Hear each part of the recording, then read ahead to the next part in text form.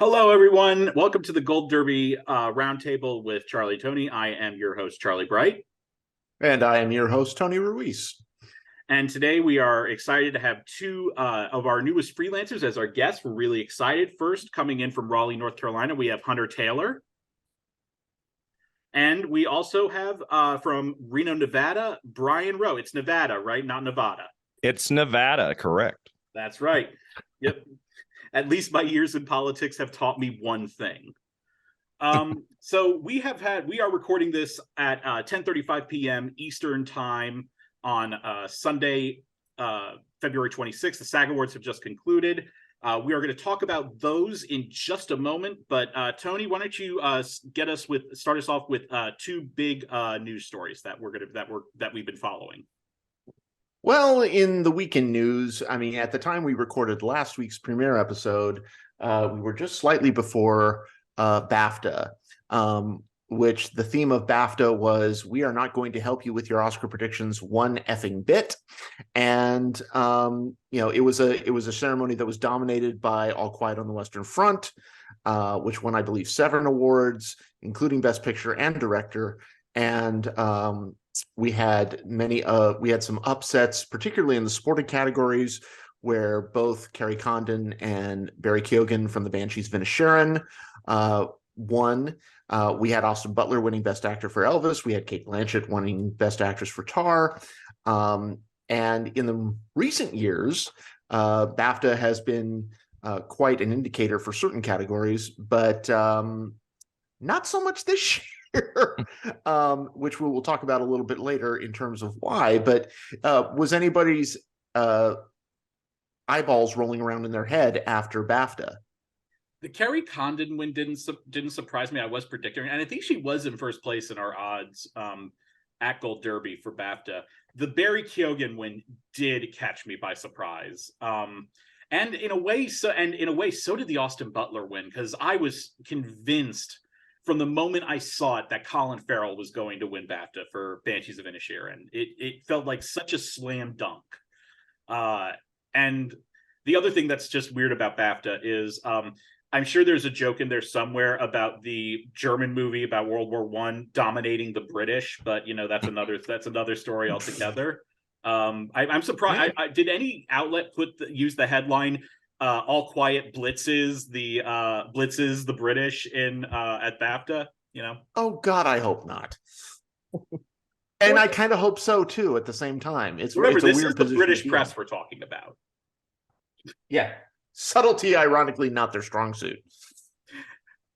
Yeah, I feel like Barry Keoghan was such a surprise because they also could have rewarded Brendan Gleeson. And for them to go with Keoghan, I would have thought they would have gone with Gleeson. He's a more seasoned actor. More people know who he is. And he's in a bigger role in the movie. So that was a big shock for me. I thought Ke Huy Quan was going to just sweep the season. And then when it goes to Keoghan and not Gleeson, yeah, that was the big shocker of the night, I would say, at BAFTA. Yeah, I was always kind of had a gut feeling about All Quiet, especially after the nomination haul it got. And all season I've kind of had this little bit of an itch with that movie, but it kind of wasn't performing the way we normally see the international film performing, sweeping everything. But then all the BAFTA, all the Oscars, and I don't know. I don't know after tonight, especially, but for a moment there, I was like, is there a way this maybe pulls ahead? And we're talking about the Oscars, but I'm not so sure now, but I have my eyes peeled. It made me so happy just because I absolutely adore that film. I adore All Quiet on the Western Front. I think it's a masterpiece. I think it's one of the greatest modern war movies in recent years, and does that really an enviable task of taking brilliant source material and opening it up even more in a way that is still honoring the original intent of the novel. Speaking of honoring, it's a very sad moment for many people with the announcement this week that Succession will end after its current soon-to-be-aired 4th season. but maybe not a surprise considering some of the news items that have come out in recent weeks.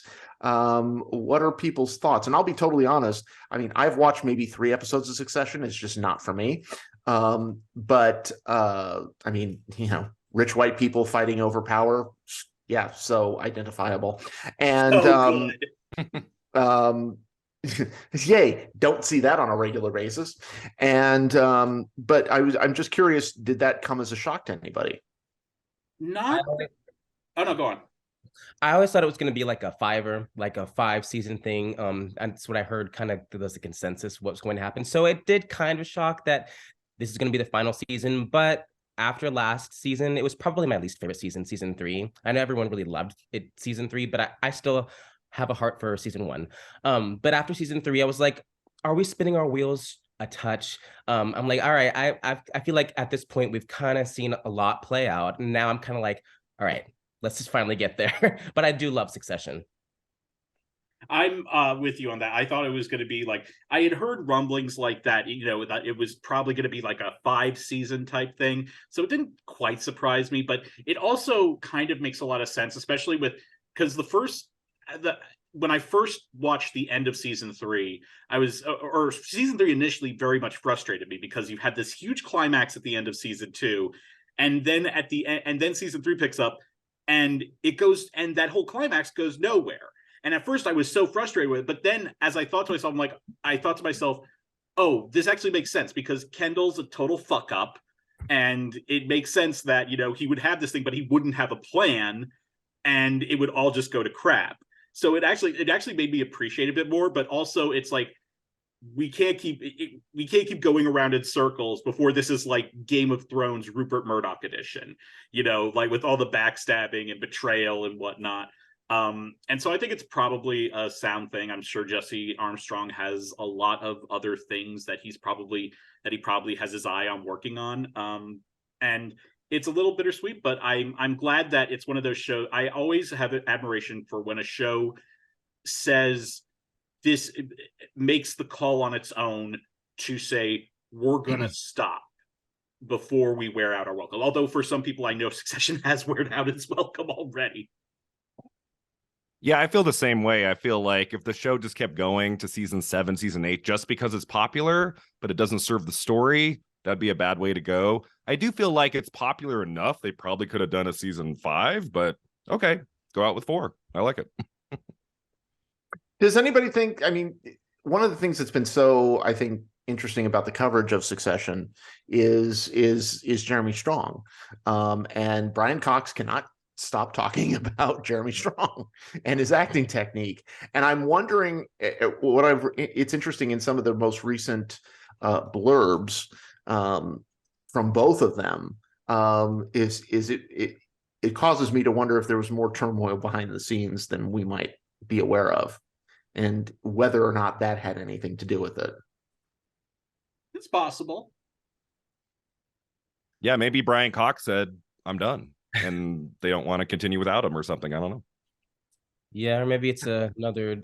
Maybe he wants to do more film. I mean, after Armageddon time and stuff. Maybe I mean, I could see him as sort of like taking on this new, not new. He's been in film, but you know what I'm trying to say, more of an A-lister type thing. I could see that also happening possibly. There's going to need to be less talk about his process, if that becomes the main story, then that's going to be a real problem. He needs to smile, for Christ's sake. The old song says, when you're smiling, the whole world smiles with you. So smile, for God's sakes. I always think of when Zero Mostel says that in The Producers. Then he goes, this man should be in a straitjacket. The Google search engine is going crazy. Who is Zero Mostel? Oh, all the 20-somethings. Those Philistines. Okay, well, I think I'll be sad to see it go, but again, I'm gonna be it just makes the new season all the more exciting, and I can't wait for it. So let's transition to what we're all thinking about. SAGs have just happened. What the fuck? Yeah. So we're going to start off talking about the TV portion in general. We're not going to go category by category there. But what do you guys think? The TV awards were some of the first awards of the night, and they got us going on this train of absolutely crazy wins, right off the bat with Jessica Chastain and then Sam Elliott. I should just point out that Sam Elliott now has a SAG award. His mustache still has 0, so we're still working on that. And then we also then we got wins for Gene Smart and why am I blanking on the comedy, and Jeremy Allen White, Abbott Elementary. And then the drama categories, I can't remember them for right now. But what did you guys think? Jason Bateman, and White Lotus, and Jennifer Coolidge. And I think of all of those, I think the only ones we had in first place were 4 of them. We had Coolidge and White Lotus, and then Abbott Elementary and Jeremy Allen White. I just want to say this because people who know me know how much I adored 1883, and I thought, and if you the fact that Sam Elliott did not get Emmy nominated for that was to me a travesty, because it's one of his best performances. He plays a character that is so in pain and wears that emotional pain just on his sleeve. It's bubbling right under the surface for the entire run of the series. It's a masterful performance, and I'm so glad that it's finally getting some mention. The rest, I mean, Gene Smart was a little bit surprising to me. I had thought that the buzzy choice would have been Quinta Brunson. The emotional choice, I think, would have been Christina Applegate, who is totally deserving because she's amazing in that show. And the kind of hip, trendy choice might have been Jenna Ortega. So there was a number of places where it could go. And I think that with that many choices, I think that actually helped Gene Smart. And I loved the fact that Christopher McDonald accepted it for her. And and even as I wrote in our Gold Derby thread, even in absentia, Gene Smart still gives the best speech. So yeah, I was just excited when it started with Chastain and Elliott winning, because I feel like they were both surprises. So then I started getting excited about the film categories. I was like, okay, we're not just going to go with the same old here tonight. We're going to get some big shocks. And so that got me very excited for the show to come at the beginning. I was surprised about no Dahmer. I was really expecting Evan Peters for sure, and to a degree Niecy Nash Betts. But I was really expecting Evan, and Sam Elliott, love him. But I just it was surprising because I kind of had him as maybe a potential. He's like a sweeper performance, and I don't know if they just didn't like it. I don't know if it was more of like a sort of the backlash with like the family and different things. I'm a little confused as to why he didn't pull forward with that one. It's so funny to me because Netflix, Netflix usually tends to get the more populist vote, and Dahmer was such a popular series. So that really stunned me. The fact that, I mean, this might be the first kind of main award. I think Kevin Costner's won for Yellowstone at the Golden Globes, but that's on Paramount.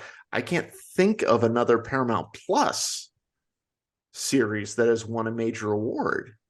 Off the top of my head, unless somebody knows of something that I'm not thinking of. That wins. So, congrats to Paramount Plus for getting a win on the board. Holy shit, those winners on the film side. Let's start with the first film award that we got. Female actor in a supporting role going to Jamie Lee Curtis for Everything Everywhere All at Once. Whoa. I just opened the floor up on this one.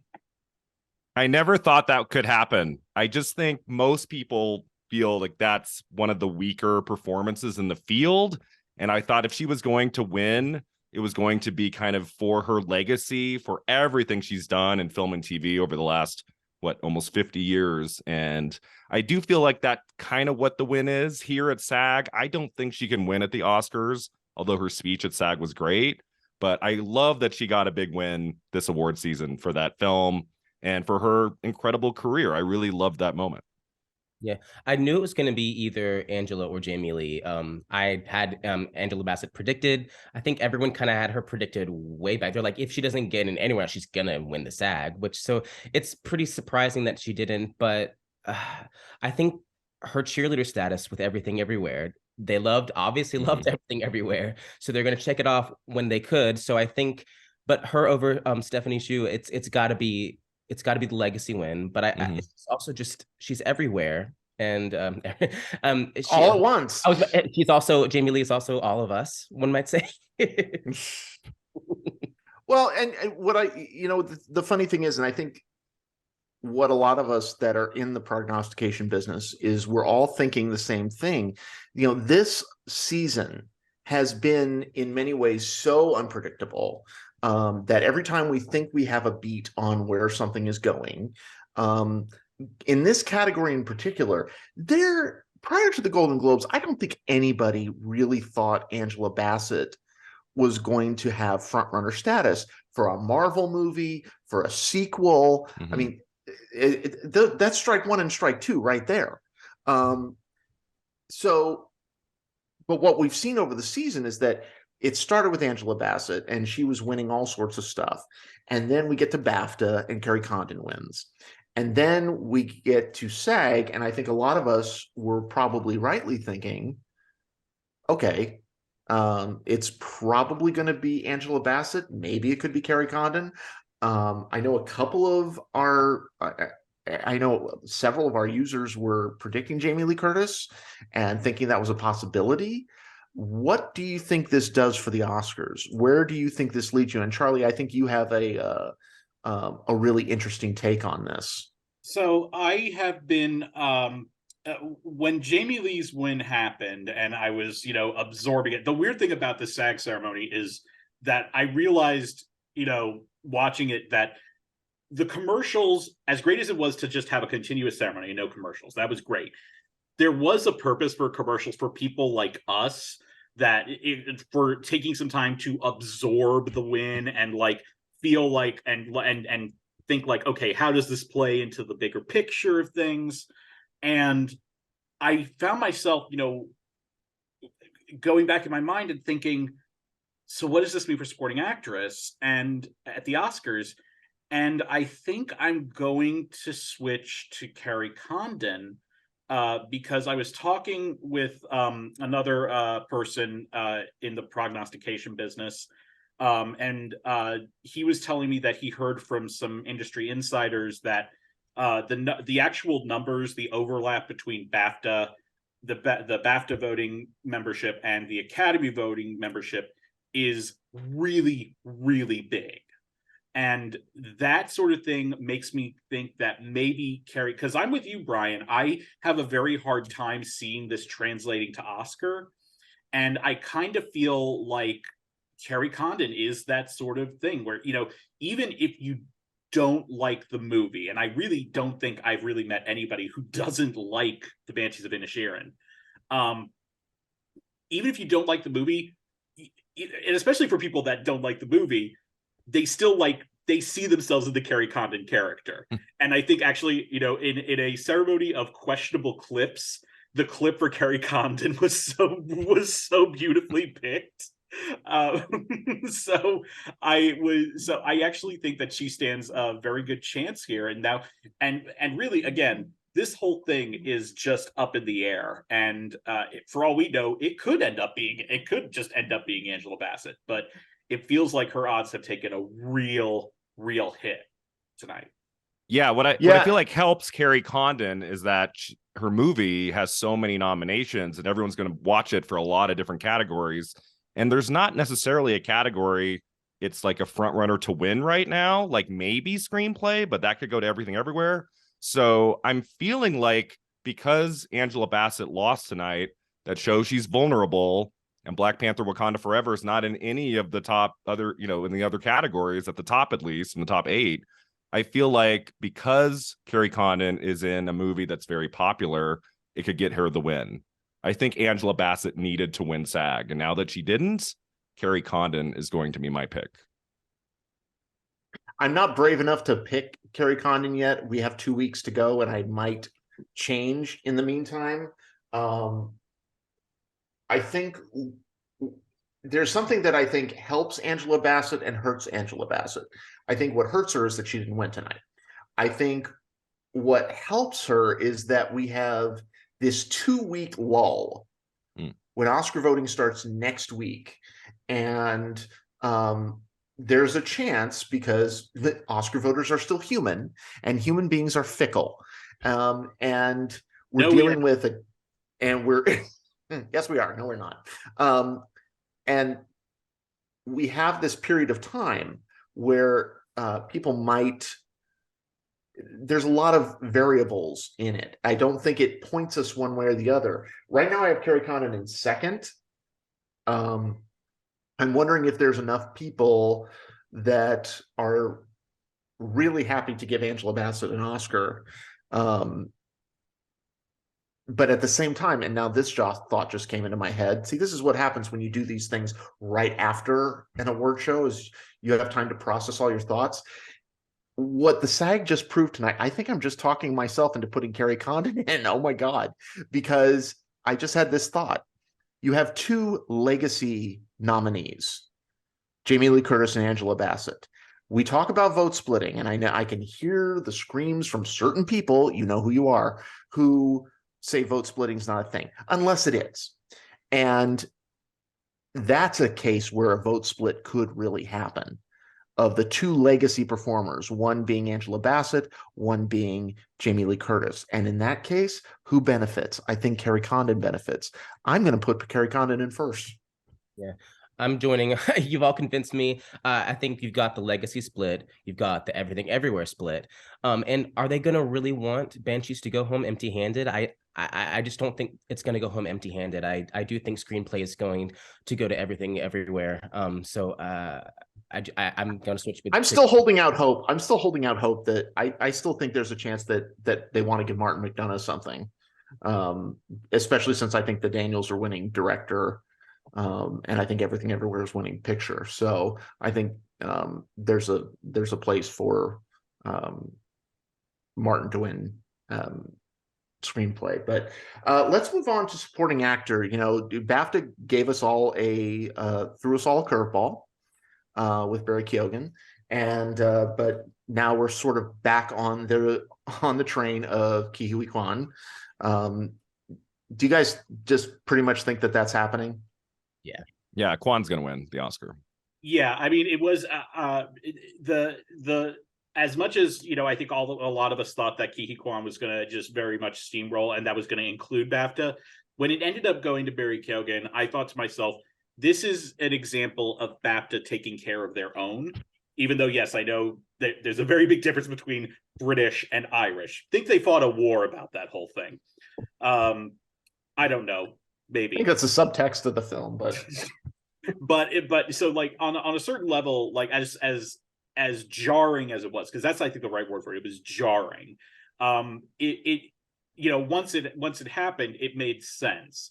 But the fact that Ke won tonight, just it's what I thought when Barry won last week.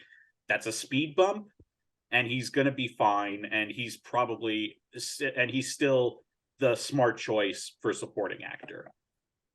Yeah, BAFTA's gonna BAFTA. That's basically what how I felt that way. But yeah, there's no. I think that's a sure bet with Kwan. Yeah, I think he's the only one that's truly safe right now. Like, you can safely bet on Kwan to win the Oscar. The other 3 acting categories, we don't have anyone that's as safe as he is. And speaking of not being safe, let's go to Best Actress. Female actor in a leading role went to, I say Michelle, you say we know. It's Michelle Yeoh for Everything Everywhere All at Once. I stuck with my Kate pick throughout this whole thing, and even though part of me was like, you know, Michelle's really got a really good chance at this one. But yeah, I'm really still kind of at a loss in terms of, like, I don't know what to think. What do you guys think about this win? I'm so confused because, again, you know, in this new age of, you know, things not necessarily being so cut and dry, not being so easy. Everything Everywhere did so well tonight, and Michelle Yeoh, her name was probably, I think, mentioned. Jamie Lee Curtis alone, I think, mentioned Michelle Yeoh's name more than any other human being that was in that room tonight. And so that kind of goodwill could translate. Now, that being said, we have to measure the emotion of the moment with the stats. And this being the only place that Kate has lost, really, I still think it's neck and neck, and I'm going to go back and forth. I'm sure even on next week's podcast, Charlie and I will do an entire segment about Best Actress, because it's just that confusing to me. It'll just be us banging our heads against the microphone. Yeah, tune in for that. I mean, Brian, what do you think? Yeah. So Blanchett is the safe choice. I think she's probably the smarter choice. I've always been for Michelle Yeoh. I think it would be a monumental Oscar win. Kate has 2 Oscars. Obviously, that didn't hurt her at like BAFTA. She had won a bunch of BAFTAs before.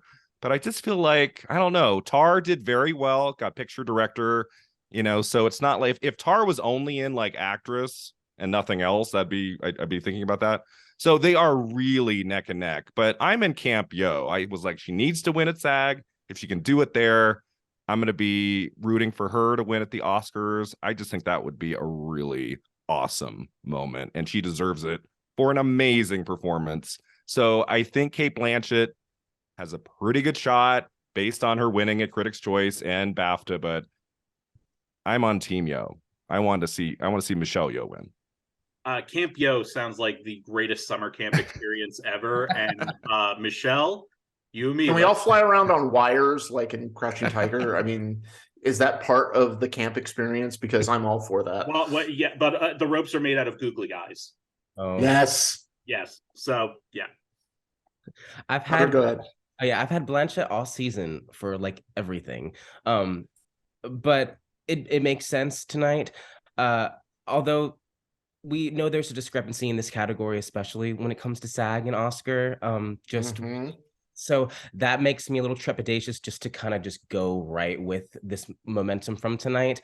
I think I'm gonna keep Kate. I think that it's also Michelle makes sense when you're talking about the Actors Guild. Like, it makes sense when you think about everything she's done. All the goodwill with everyone in the community. This I can get behind. Like, whereas if Kate won, I'd be like, she's got it. But if Michelle wins, I'm like, she still might not cross the Oscar finish line. So I'm still going to keep Kate. I think this is going to be one of those categories where, I even as I'm about to say these words, it makes my head hurt. But I think when the anonymous ballots start coming out, there's going to be a narrative. And sometimes those narratives, I mean, I think back to Anthony Hopkins. One of the reasons why I predicted Anthony Hopkins, and I did, for The Father, was because we had a lot of people saying, yeah, Chadwick's probably going to win, but I really loved Anthony Hopkins. And so I'm going to be really interested to see what some of those say. And this might be one of those that I go back and forth on, and I rarely do this. I tend to stick with my gut for better or worse. And but this might be one of those situations where I go back and forth right up until the day of the Oscars. I am just so I think I'm going to keep Kate in there right now, because I think the other thing, and this is a personal thing with me, is that whenever there's something that I feel like that's something that I have that emotional investment in, and I love Michelle Yeoh, and I think she's the one who I really want to see win. I unless it feels like a safe thing, I'm insanely cautious about actually picking that person to win. So it's, I had that with Spotlight. I had that with Parasite, and now I'm having it with this. And I'm very, I think I am going to stick with Kate, because I feel like Tar overperformed it made it into categories like cinematography and editing, where, you know, not even All Quiet on the Western Front made it into editing. So I think they're gonna, and if they want to give the film something, it's going to be in that category. And I do feel, and I think there is enough. I think there's probably going to be a lot of people that just really feel like, and this is a very commonly held view, that this is Kate's best performance of her career, an already immensely distinguished career, which is what they were saying. Which is what they were saying when she won 9 years ago when she won for Blue Jasmine. So I'm going to stick with her, but this race has gotten all the more interesting, and we can't wait to see what's going to happen there. So, male actor in a leading role goes to Brendan Fraser in The Whale. I think who was in front in our odds for this? Was it Butler or was it Fraser? I think it was Butler, especially after BAFTA. Yeah, that BAFTA win felt like it was the cementing of it. I thought it was going to be, even before BAFTA, I thought Butler was going to win SAG. And because it just made the most sense to me. And this is yet another one where it kind of throws it into free for all. What do you guys think about about this win and where this takes the race? I've always felt that Brendan Fraser could win the Oscar. Like, it's the most emotional, dramatic performance of the group, and the physical transformation he has in that movie. I do think it hurts him to not have the Best Picture nomination at the Oscars. That's what makes me think maybe it will be Butler. I don't know, but Butler's young. I feel like some voters might say we might give it to Butler the next time. This time, this narrative, I feel like even though it doesn't have the picture nomination with his win at SAG tonight, I do think that Fraser could win the Oscar. I'm not going to be surprised if that happened. Yeah, I think so. Are you predicting, Brian? Are you predicting Fraser? I'm going to predict Fraser. I know that's not probably the smartest idea, that Butler probably might be just a little bit more likely to win, but I'm going with Fraser. That's the performance that really moved me of the 5 in the category. That's the one that I really, really loved. So, yeah, I think with all the televised speeches that he gives, I think he just inches closer and closer, because everyone talks about how televised speeches are sort of like your Oscar audition, if you want to call it that. And he delivers, and he delivers in their performance as well. I mean, everyone going into the season, he was always the front runner, and then things started to get a little wobbly, but I had a feeling he was going to win SAG just because it's such like an actors friendly performance. Emotions are on your sleeve. I mean, he's doing everything here, and they also appreciate I don't know if you want to say a transformational performance, and Butler has transformation to a degree, but I think with this, it's him doing something that you'd never expected from him. It's also, you've got the narrative there. I know some people don't necessarily think has that much of a narrative. To that, I think you're kind of reaching, because I think there's definitely a narrative there with just the last decade alone. And I just think everyone really wants it to happen, and he clearly really wants it to happen. He cares. I think that I'm still going to stick with Fraser as well. I was really teetering. If Butler had won tonight, I would have switched to Austin Butler 100%. But I would have too. In fact, I almost up until the time our prediction center closed, I was thinking of moving to Austin Butler, but I kept with Fraser, because with Fraser, you know, SAG is often the more of all of the awards groups, it's often the most sentimental. And I think that this is one of those cases where sentiment, now the Oscars might be a completely different story. I don't think that this necessarily cements Fraser as a winner, because we saw, 2 years ago, we had probably the most emotional narrative of all with Chadwick Boseman, and that didn't pan out at the Oscars. So I think this is very much a two-man race. I don't, as much as it pains me to say it, because I think Colin Farrell actually deserves this in terms of just giving, I think, the best performance in the category. I also think Bill Nye, I'm interviewing Katsuo Ishiguro tomorrow, duh. And I thought Bill Nye's performance in Living was just astounding. It's a magnificent category, but I really think this is a two-man race. The problem is what's going to carry the most weight in terms of Oscar voters? Is it going to be the film that they love or the narrative that they love? And we have seen throughout Oscar history where it can go either way. I mean, if you need to look at narrative, I direct you to 1960 and Elizabeth Taylor for Butterfield 8. Enjoy your Google searching. That's young people. Yeah. Best She almost tracheotomy. died. Yes. Yes. And I think that it's really going to depend. This is another category where those anonymous ballots, I think, are going to tell us more than we think, because it's going to tell us not just what people are voting for, but where their heads are in terms of the reasoning. I think sometimes the interesting part of those things is not who they end up voting for, but the reasoning they provide, which is oftentimes really hilarious because it lacks any sense of logic whatsoever. But I think it does point us in a direction. So this is another one I'm going to be going back and forth. Right now, I'm going to stay with Fraser. But this is not a done deal for him. Do we think that, and I know you touched on this, Tony, so I'm asking Hunter and Brian, do either of you think that there is a realistic possibility that Colin Farrell could pull this one? I think if he had won BAFTA, possibly. I think the BAFTA loss, along with the fact that it's just not the kind of performance that they normally award at the Oscars. And I know Colin Farrell has a lot of goodwill. There's not really an itch, I don't think, yet to be like, this is it. This is the time. We have to do it now or never. I think that he has, especially after this season, he's going to have a future with more nominations. And I think that I don't see it happening for him this year. No. Yeah, he needed to win one more prize, SAG or BAFTA. I think just the Golden Globe for musical or comedy, that's not going to be enough for him to win the Oscar. But it's a great performance. I'd probably vote for that one. It's fantastic.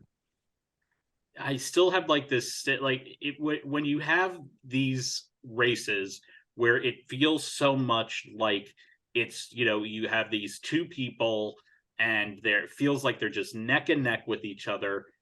Sometimes you do have that. I always think, back to Adrian Brody winning for The Pianist, where he didn't have any wins and he was still able to pull it through in the end. But we saw that was also part of a big push that The Pianist also winning adapted screenplay and directing. So I'm just like, I'm so not sure. And like, part of me wishes that, Farrell had won BAFTA, because then I'd just be picking him. But I mean, I just feel weird with this. And like Tony, I'm just going to be going back and forth on this. I have no clue what's going on in that category. And just wait till those anonymous Oscar ballots come in and every damn one of them votes for Bill Nye. Because hey, we got that last year with the whole Penelope Cruz thing. So I fell for that. I unfortunately fell for all that. I did too. My condolences, my friend. My condolences. Again, a big hurdle for Fraser is not having the Best Picture nomination. Someone told me recently the last Best Actor winner at the Oscar without picture as a nomination was Jeff Bridges for Crazy Heart. And I believe that's correct. That's that is correct. Long time. And that one we saw further support. That one was one that overperformed in nominations, because not only did it get the actor and the song nomination, which it was the front runner in both of those, but out of nowhere it got that Maggie Gyllenhaal nomination. Right. Which is one of those things that showed that there was more support for that movie than we thought. And the fact that The Whale wasn't able to get into either picture, and I think the one that actually hurts it more is not getting into adapted screenplay. Mm-hmm. Yeah, that hurt more. But The Whale does have the Hong Chow nomination in supporting actress. That helps. And I think it probably will win makeup and hairstyling. So it could kind of be that like Iron Lady thing where it wins 2 Oscars, it wins makeup and hairstyling, and then it wins a major acting prize. That could happen. So I don't know. Yeah. Prior to that, I do believe, if I'm reading my facts correctly, so the last one prior to that was You said Jeff Bridges and Crazy Heart. I think maybe even before that, actually, before that, it was just 2 years prior with Forrest Whitaker for The Last King of Scotland. That was its only nomination. years, yeah. Only nomination, yeah. So it can happen. Fraser's still in it. I am going to predict that Andrea Riceborough will win Best Actor at this point. So. Are we ever going to see her? Screw it. They'll just say screw it. Wouldn't that be something if Riceborough just comes in there on Oscar night and wins? Like, wouldn't that be just insane? You just never see her at all the whole season, and then she wins. I want to see, if that happens, I want to see her at the after parties, because she will be getting as drunk as Leslie at those parties. Oh no.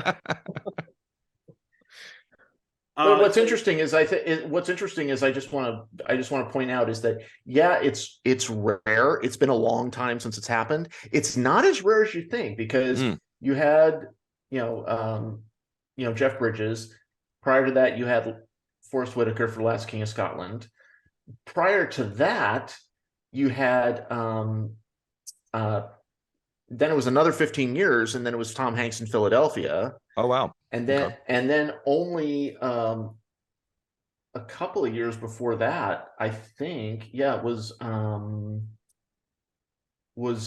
Jeremy Irons for Reversal of Fortune, and that didn't get. So it's rare, but not unprecedented. Right.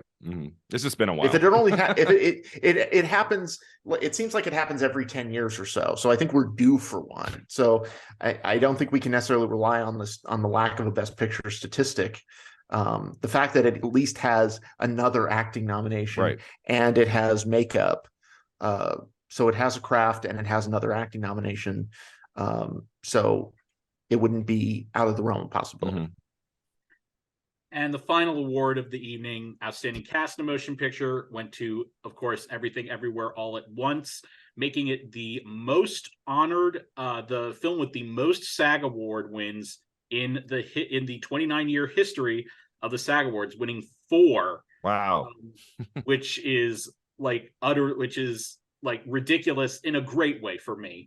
What do we think that we had, to build upon this, we had PGA last night, and Everything Everywhere pulled out a victory there on a preferential ballot. Do those two wins just kind of feel like it cements it as the front runner for Best Picture? Oh, absolutely. I'm not going to go so far as to say it's a lock. I know that a lot of people on film Twitter are going, it's over, blah, blah, blah. That's blah, why blah. I said front runner, not lock.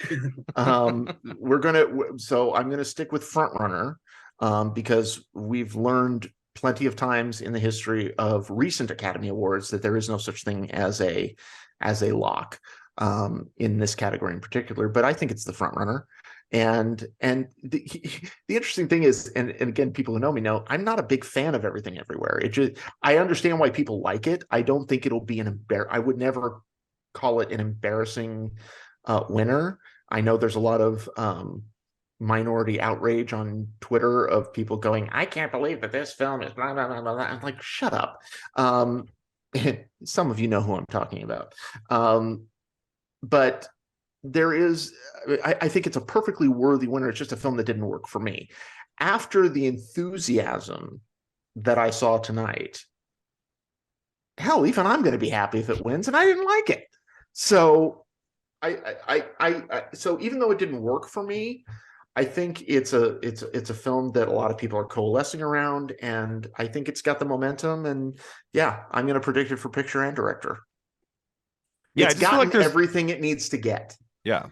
I just feel like there's not a clear second choice favorite. Like, I was like, if Top Gun Maverick can win at PGA, then we have a little race here. But that didn't happen. So I'm like, there's not a clear second film. It's not like Moonlight versus La La Land. Like, everyone was really passionate about Moonlight going into that ceremony, and that seemed like it could happen. Whereas this one, there's going to be a lot of people who love Tar and Banshees and Top Gun Maverick, and it's like the consensus pick right now is Everything Everywhere. I don't know how it can lose picture and director and Oscar. Yeah, I agree. I was holding out for PGA because, like you mentioned, I was kind of I was not expecting, but a Top Gun win would not have surprised me. So now that it has PGA, DGA, SAG Ensemble, I mean, everything keeps stacking. I'm like, I don't see a world where it doesn't win. But like you said, could Top Gun spoil? Maybe. Could even Tar spoil since it's overperforming? And with all those with cinematography and editing and directing, I mean, I think maybe there's a world where that happens, but I don't see enough passion. I think if you're going to put passion behind that, you're going to put passion in actress. So I don't see anything beating Everywhere at the moment. The funny thing, the thing that I'm always wondering is, there is such this overlap between BAFTA and the Oscar voters, and I'm curious as to how Everything Everywhere has done so well, even when on a preferential ballot at PGA where I thought it was going to be in trouble. Why did it do so badly at BAFTA? That's the $1 million question, isn't it? It's such a weird thing with BAFTA because it did poorly, but it did get that one win in editing. That was just it was, and that just makes it more confusing to me because I thought, if it's going to win just one thing at BAFTA, it was going to be Ke Huy Quan, and so that just throws this whole thing into a bit more. That's the thing that makes me so apprehensive about it. But to what Brian was saying, the absence of a clear alternative. Although you could say that really the only thing that has really beaten it amongst industry voters is All Quiet. Mm-hmm. And you could say, All Quiet doesn't have the directing or the editing nomination, but damn it has a very good case to make for it though. But I still don't think it has really cemented itself as that clear alternative. Yeah. I mean, that would be a worthy winner. That would be absolutely insane. Like if Best Director goes to Everything Everywhere, and then they're like, Best Picture goes to All Quiet on the Western Front, like that would be a pretty big shocker. The German remake of the third Best Picture winner in Oscar, right? The third movie to win Best Picture. That film has already won. It's been a while. It's been almost 100 years, but yeah, that title is a Best Picture winner in our past. I think if there had been a bit more time, that we would see Berger in director for sure. I think that and if he were in it, I heard someone on Gold Derby talking the other day. I'm not quite sure who it was, that if he had gotten in, he would be winning now. And I'm not sure if I would hop on that as easy, but I do think it's sort of like the Coda thing from last year. Like if there had been a little bit more time, we would have seen a lot more besides the 3 it got. Because the swell happened, it was such a weird time, so maybe there's more support than we're thinking, just because the nominations might not reflect how people are feeling right now. I mean, again, they got 9 nominations, correct? So, I mean, it did well, but I mean, like you said, it would be insane if it won. Just a shout out to the speech that the Everything Everywhere crew gave at SAG.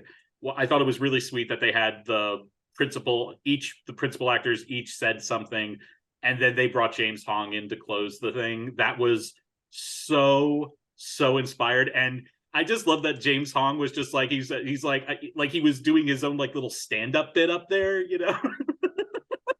and he's 94. He just showed like he's 94, and he's perfectly happy to just stand up there and say, "I'm not going until I drop dead." Yeah, that's one of my favorite things about Best Cast and Motion Picture at SAG every year. Usually the person to give the speech is the member of the cast who hasn't really been nominated, is not winning stuff. Like I remember when Sandra Oh for Sideways was kind of the spokesperson for that movie there, because she was the one member of that cast who wasn't getting nominated. I like it when SAG does that, when they bring forward someone who's not getting nominated for things, but we all love that person and they get their moment to shine for that movie.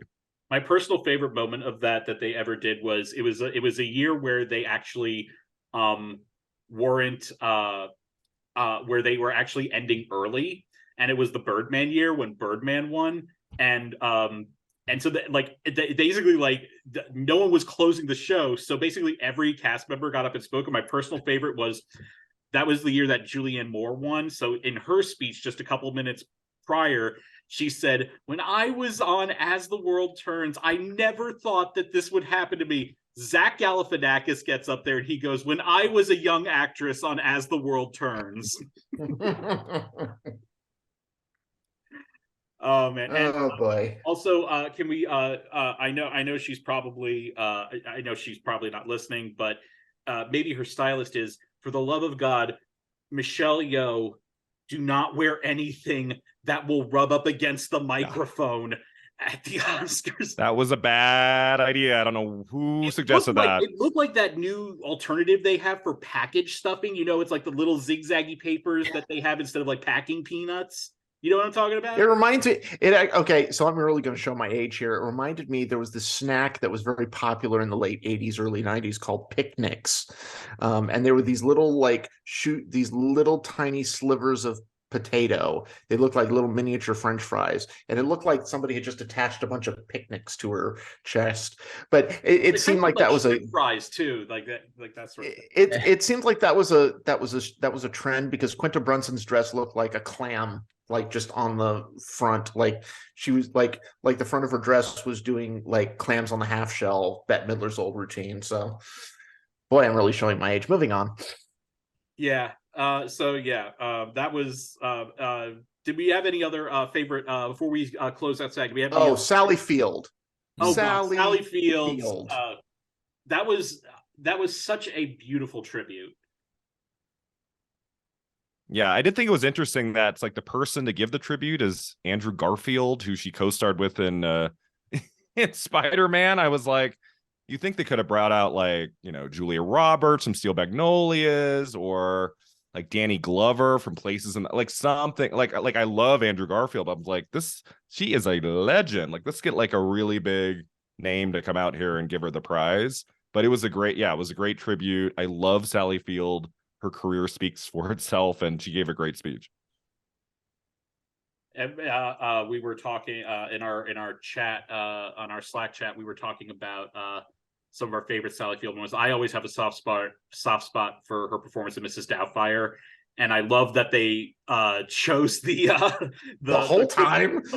clip of her that's now big. That's now like a big on TikTok. The whole time. But she's good. She's just been good at like so many things. I loved her in.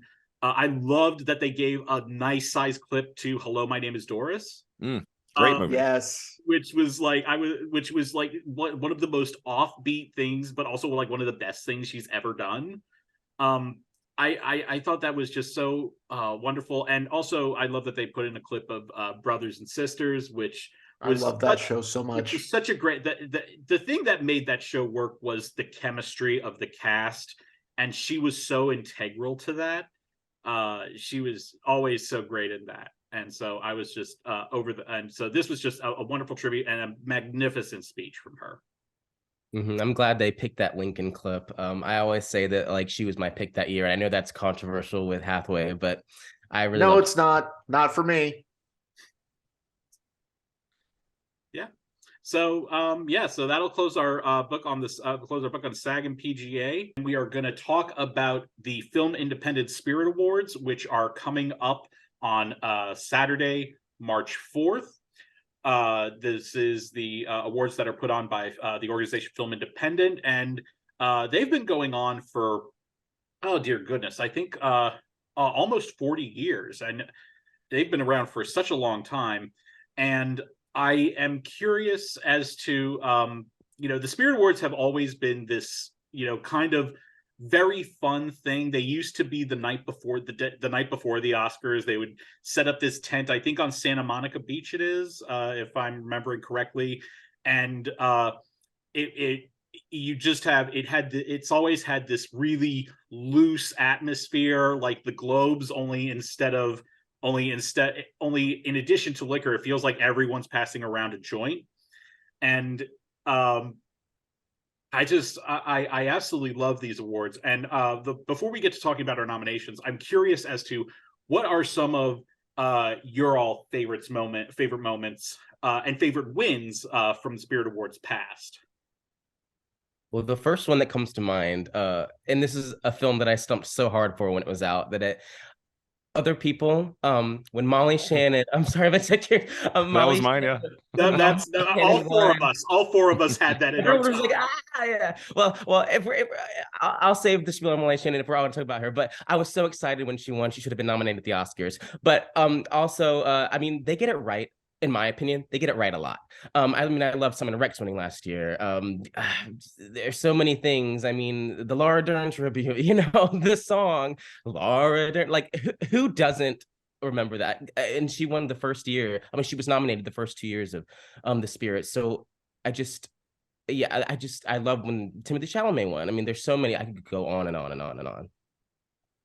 Yeah, Other People was one of my top 5 favorite films of 2016. I was so Mine happy to too. see Molly Shannon win Best Supporting Actress there. It still kind of befuddles me that she was not nominated at Golden Globes or at the Oscars. Any notice from any Nothing. And then she wins at the Independent Spirit Awards. That was awesome. I loved Adam Sandler's performance in Uncut Gems. So that was a great moment when he won at Independent Spirit Awards. That speech is iconic. It's so great.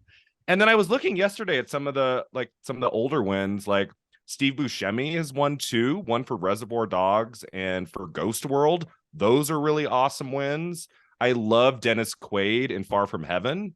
Far From Heaven did really well at the 03 ceremony, and he won for that. Talk about 2 people who should have been in that Oscar lineup.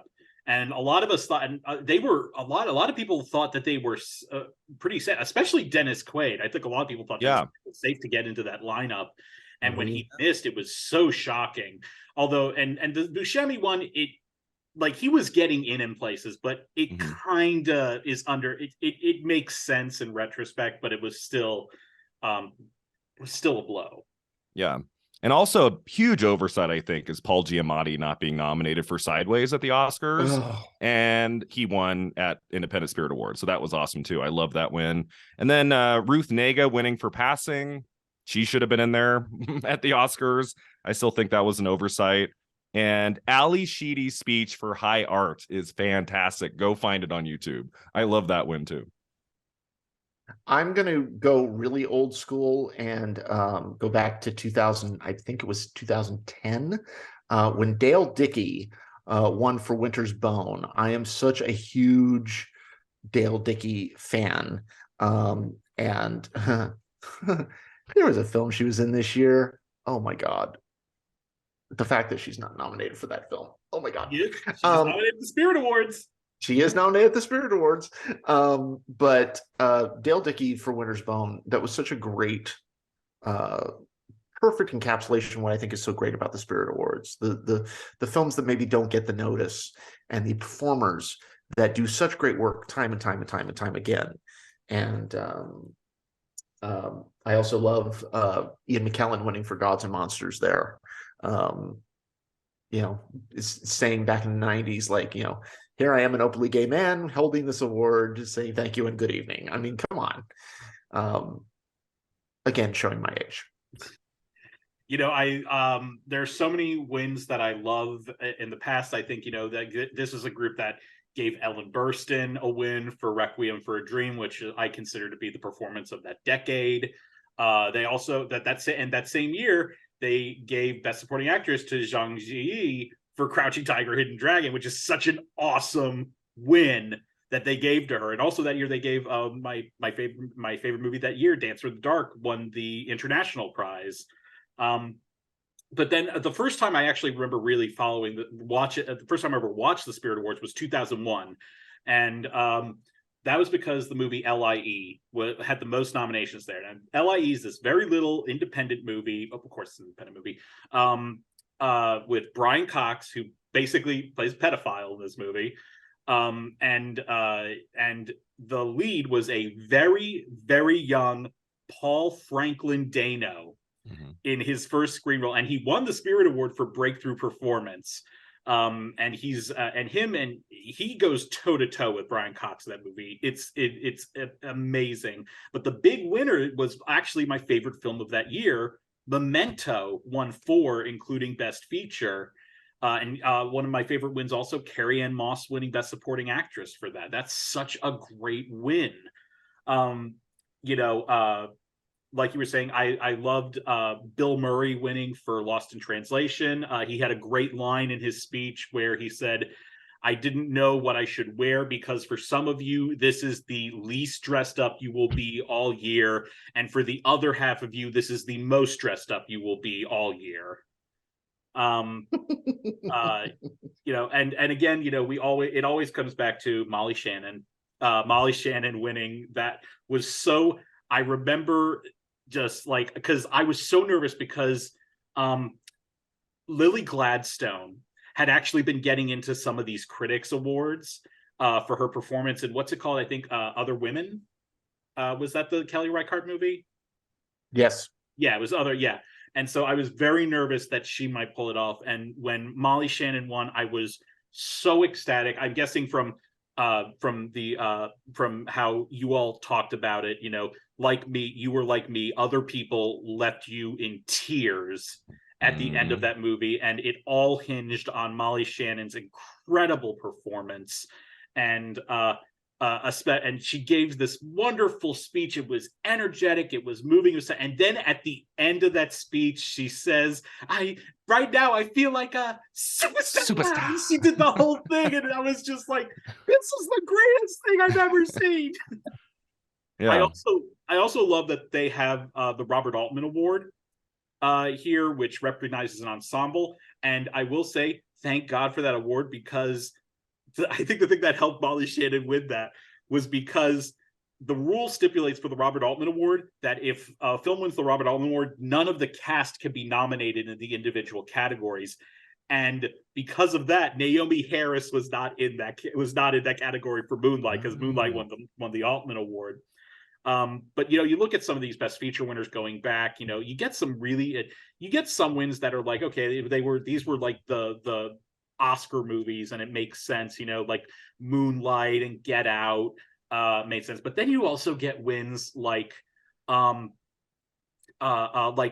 Farewell in 2019 taking Best Feature, and also Zhao Zhen winning Best Supporting Actress, which was, oh god, and that was the first inkling. That should have been the first inkling to us about, because she wasn't able to be at the ceremony that year because of, I don't know if she was in Wuhan, but she was coming from China, and so the travel from China had been closed off at that point, so she wasn't able to come to the ceremony.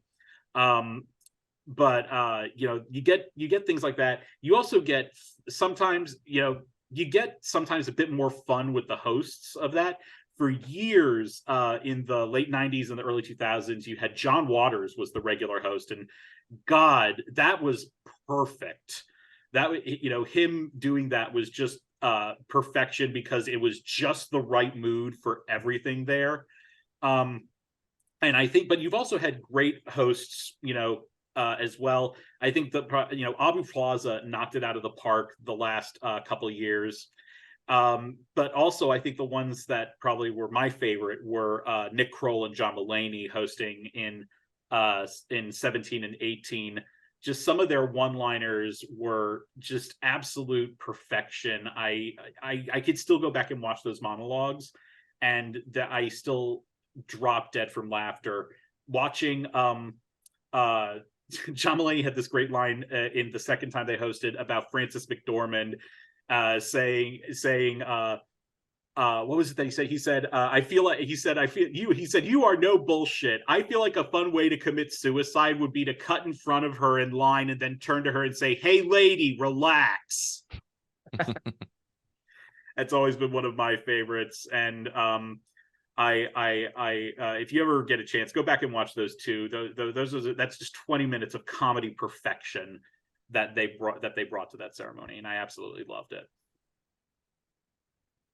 So I've got nothing to add except for the fact that the Spirit Awards will always hold a place in my heart, because their first Best Actress winner was the greatest, as F. Murray Abraham said, the greatest actress in the English language, and that is Geraldine Page in The Trip to Bountiful.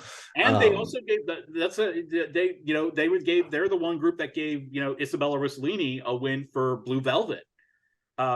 which one of my favorite jokes that John Waters ever had was at the 01 ceremony, the first one I ever watched, because Mulholland Drive only had one nomination there. It was for cinematography, which it won. And he said, "Welcome to the Spirit Awards, the group for whom Mulholland Drive is too commercial for them." Oy vey. Well, speaking of that, let's go into our predictions here. We're not going to do the TV, and just full disclosure here, I am a Spirit Awards voter. Anyone can be a Spirit Awards voter if you pay to be a member of Film Independent. So, do it, don't do it. That's your choice.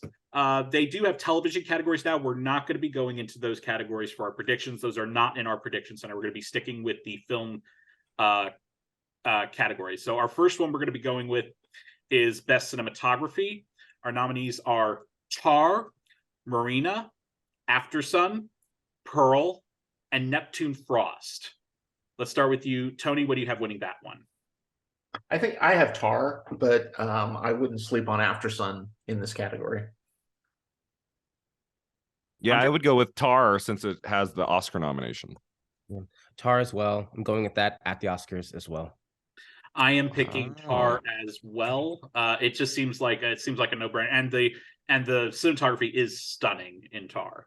So, yeah, I got to interview the cinematographer for my YouTube channel a couple weeks ago. He is so fantastic, and he does not think he's going to win the Oscar. That's what he said. I said, "Don't count yourself out, man." Well, let's move on to the other real tech award that they have at the Spirit Awards, Best Editing. You have The Cathedral, Aftersun, Marcel the Shell with Shoes On, Everything Everywhere All at Once, and Tar. What do you got there? What do you think, Tony? I'm going Everything Everywhere on this one, although again, Aftersun is the one that keeps me up, because part of the reason why that film is so devastating as it is because of the editing, particularly I say in the last 20 minutes of that film. Mm-hmm. Yeah, Everything Everywhere All at Once. It won at BAFTA. That feels like if that could get into this category, I don't know how it loses. Yeah, I also think it's sort of the case of the most editing.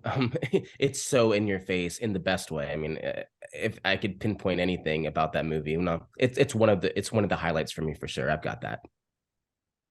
Yeah, and I also have Everything Everywhere All at Once winning this. But also, shout out, credit to the Spirit Award, to the nominating committee for putting Marcel the Shell with Shoes On. That's a really inspired choice, I feel, for this. So, good for them on doing that.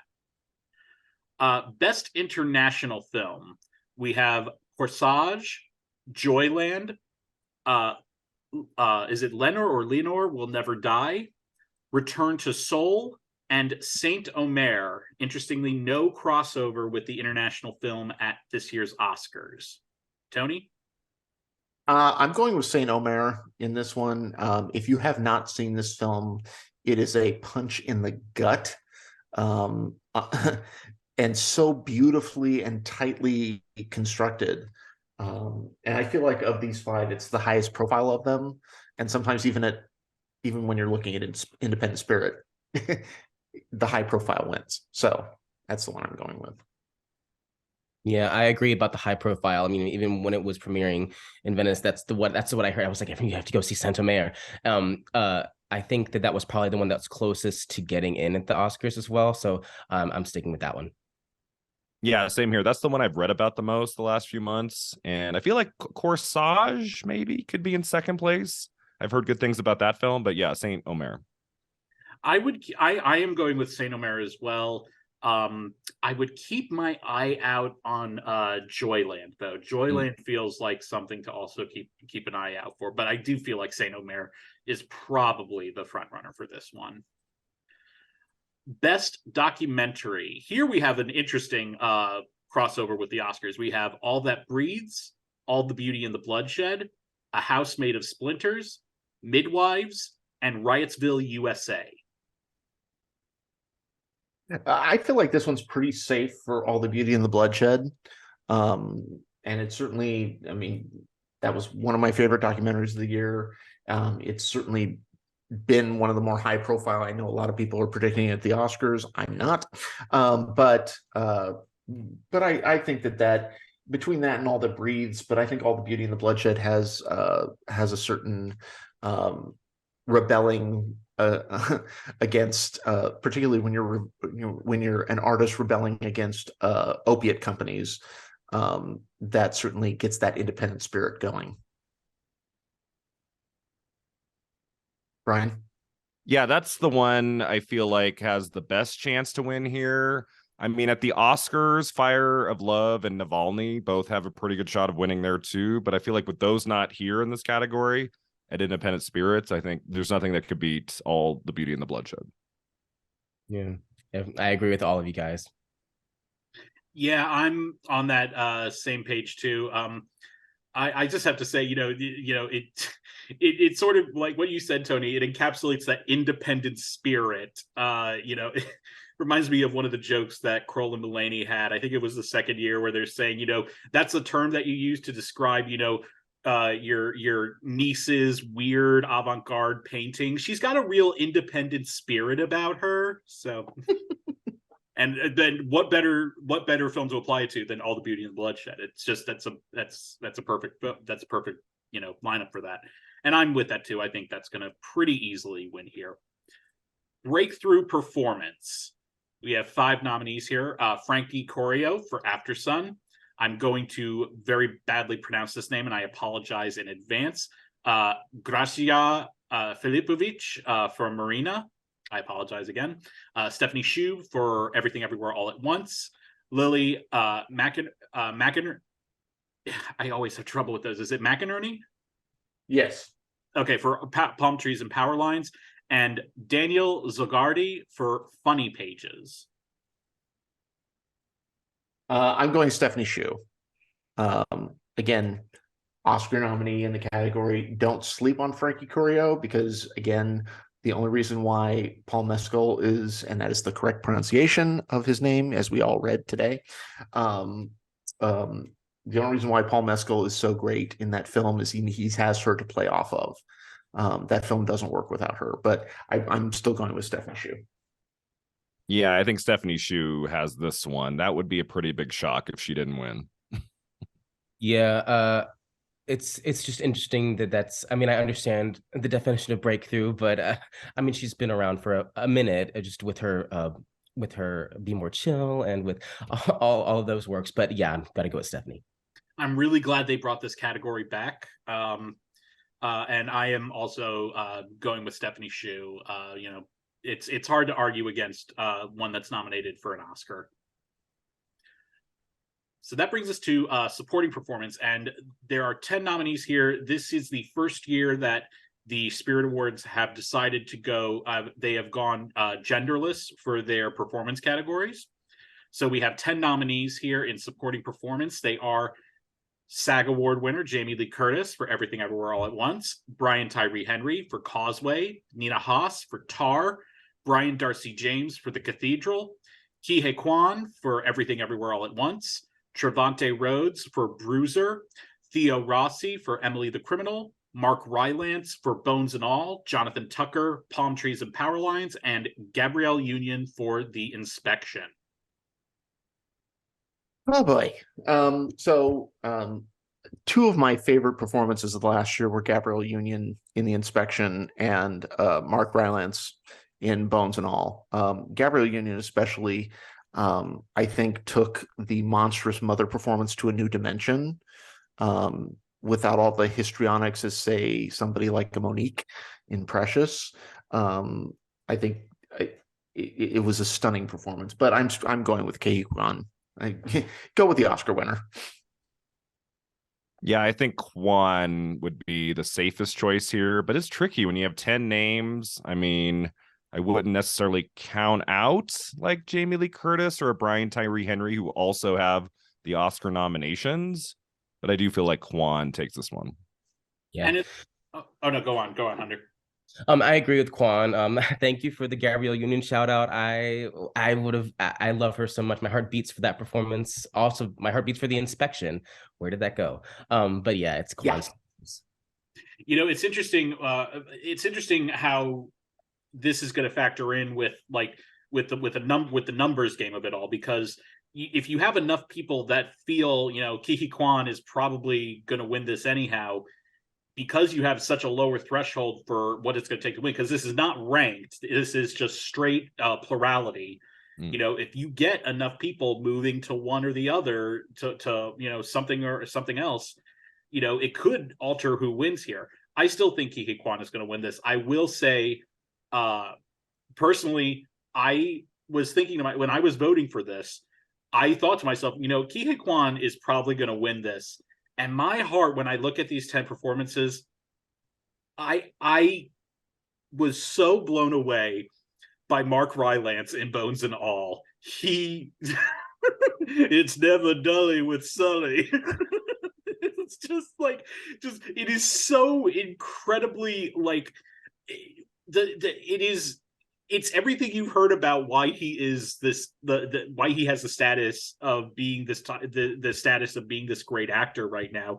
He's insane in this role, and it's so riveting. I easily voted for this one, and I was so happy to do so. I know he's not going to win, but that was where my heart was. But I'll be happy to see Ke Huy Quan win this anyhow.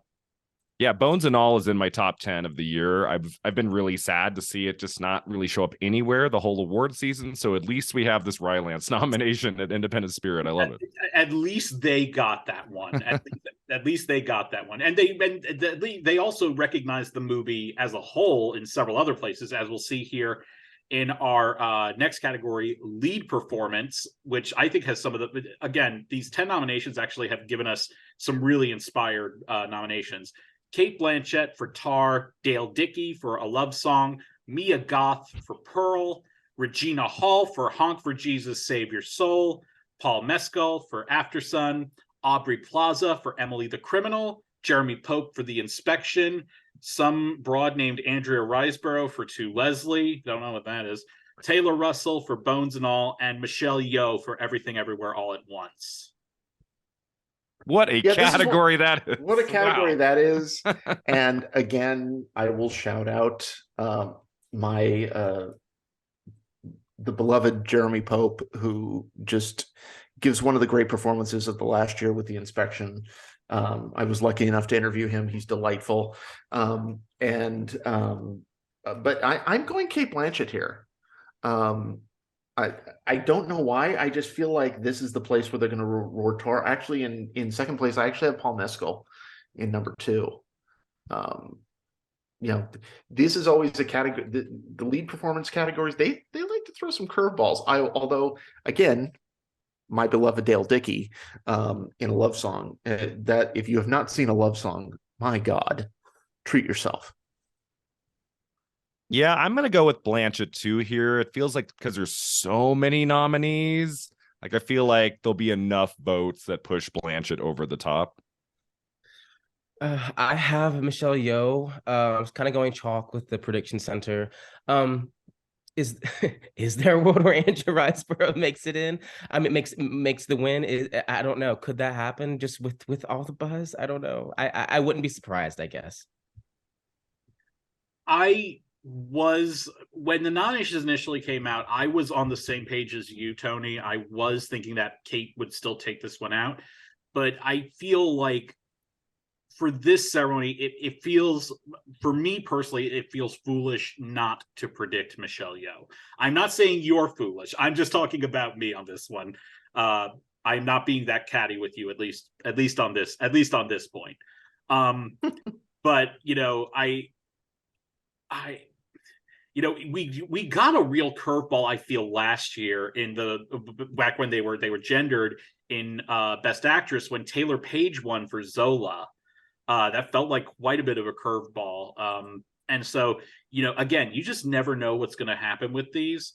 I feel like, if you really want to talk about, like passion performances that I have seen a lot of passion for, I know a lot of people love Mia Goth's performance in Pearl. That's exactly what I was going to say. I think that's a curveball that could happen, especially when you combine that with the lore of the other movie that she made with that director, X, X. and how it feeds into Pearl, and she gives these actually 3 amazing performances. She gives 2 in X and then the one here in Pearl. That would be like one of the craziest, but like one of the most inspired choices ever, I think. I wouldn't even, Emily the Criminal really did well in nominations here, and Aubrey Plaza is now at like this really, really sweet spot in her career where I feel like more than ever, the world is really her oyster. And, she's just able to do, almost whatever she wants. I also God, I love that Regina Hall is in here for Honk for Jesus Save Your Soul. That's such a great performance. The movie is really great. And I love that she's been getting in at the Spirit Awards for like these indie comedies. Like I believe she got in for Save the Girls. She's so great in that movie. She's so great. And Taylor Russell is also just magnificent. But I think the safe bet is to go with Michelle Yeoh, and that's where I'm going. And that is, coincidentally, that is who I voted for. First screenplay.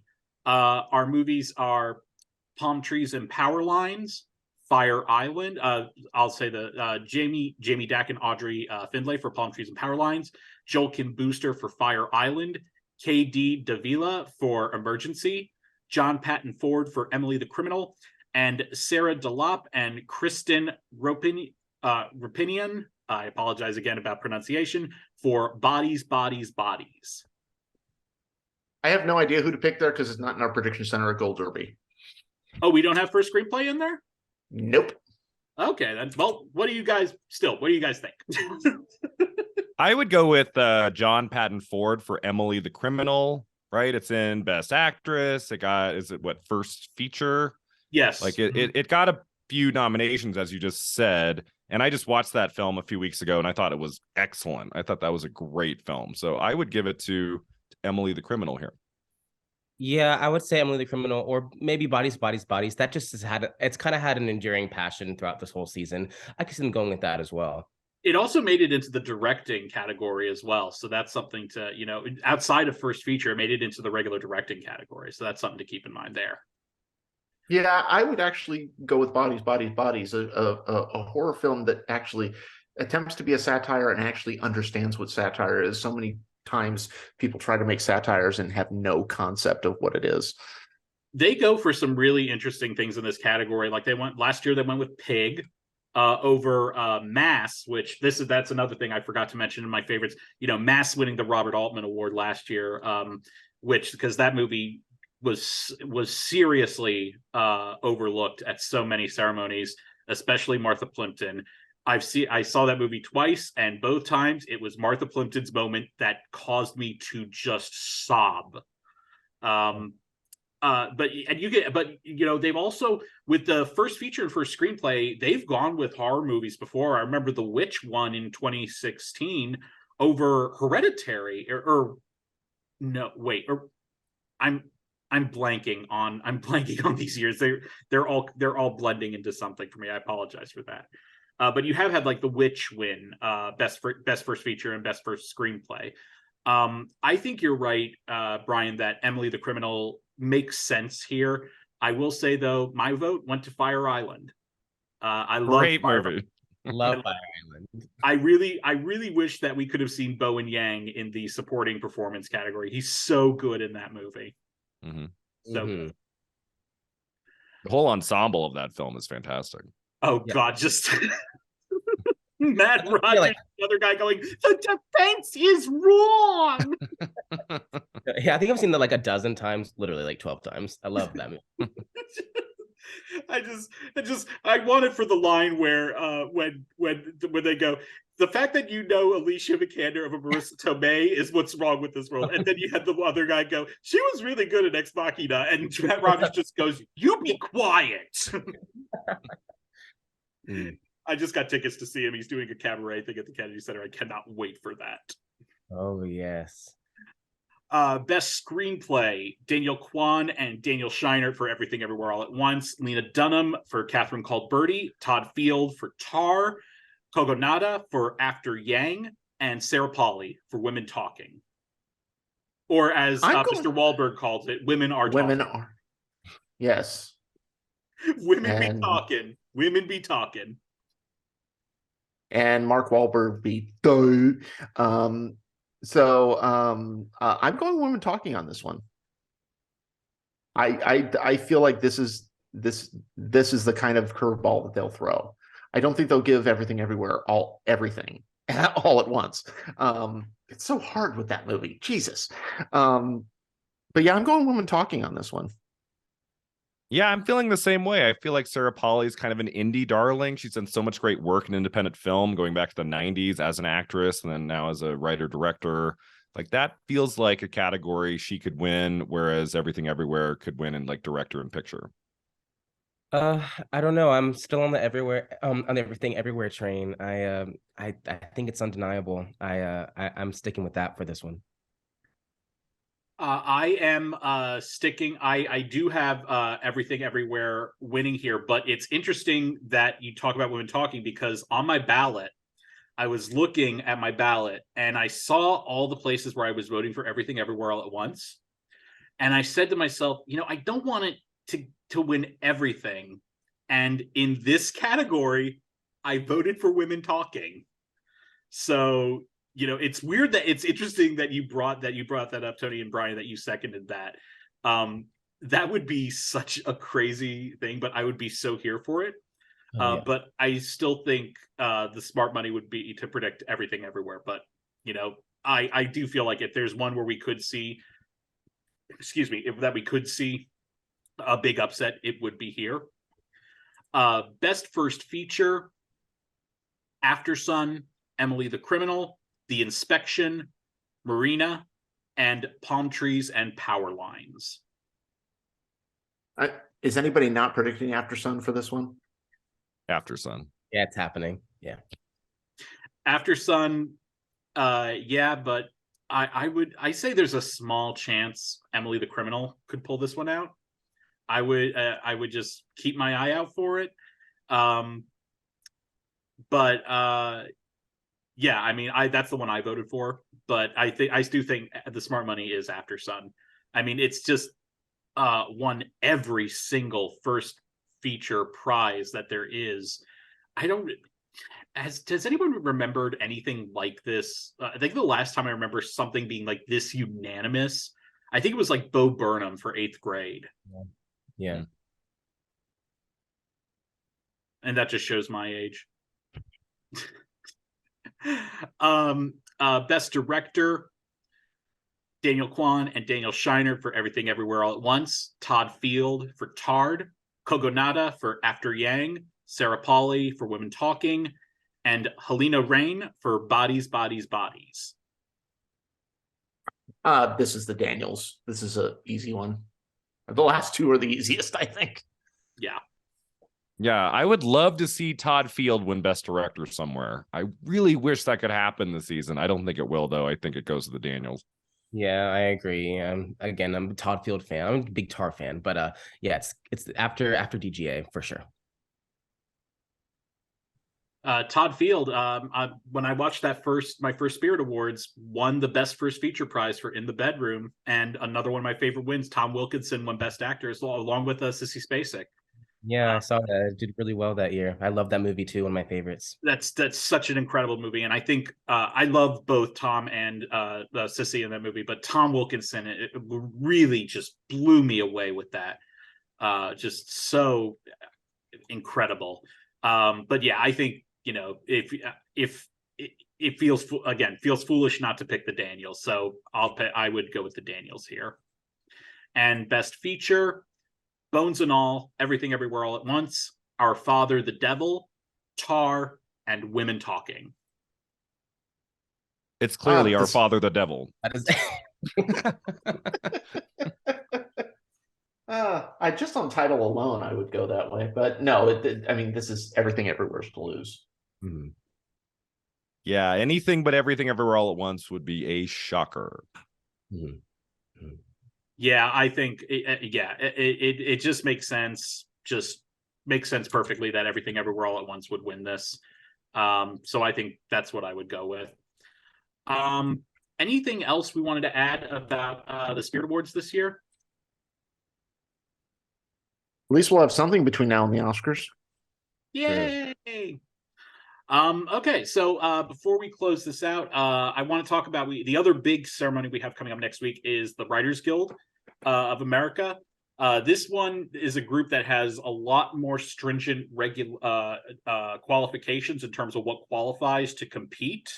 It's like very famously because of the way that Quentin Tarantino writes his scripts, he is never up here, but for some reason he's up at the DGA. He meets the qualifications for the Directors Guild.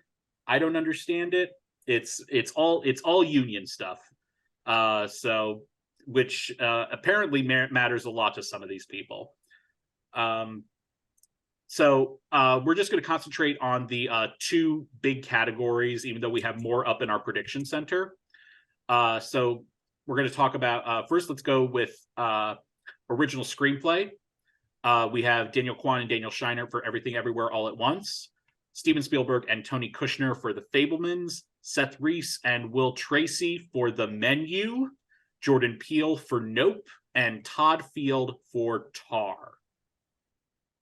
I have Everything Everywhere, but I mean, I love The Menu, and I know a lot of people didn't like The Menu. I know you guys like The Menu, but I can't see it winning. But Everything Everywhere, yeah, for sure. Yeah, absent Banshees, Everything Everywhere is winning here. Yeah, I love that nomination for The Menu. It's a great movie, but yeah, I think Everything Everywhere wins here. God, I recently rewatched The Menu, and I am so in love with everything about that movie. The script, Ray Fiennes' performance. I think Nicholas Holt's performance is so good in that movie. Mm-hmm. My personal favorite thing that Ray Fiennes is when we find out why John Leguizamo's character is there. He's like, it was my one day off, and your movie ruined it. And Hong Chow too. Hong Chow is really terrific in that movie. Hong Chow's line of "These are tortillas." Right when I saw that in the theater, I was like, "That's the iconic line from." So great. I think her performance in The Menu might have helped her get the nomination for The Whale. Like, I think it helped.